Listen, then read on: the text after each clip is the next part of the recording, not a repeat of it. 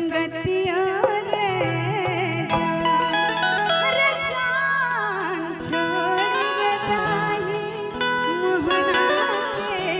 संगतिया रे और आज रिदम के साथ गोरे गोरे पहिया के लिया तारा सब दरवा रे गोरे गोरे पहिया के लिया तारा सब दरवा रे जान छोड़ रे दाई मोहना के संगतिया रे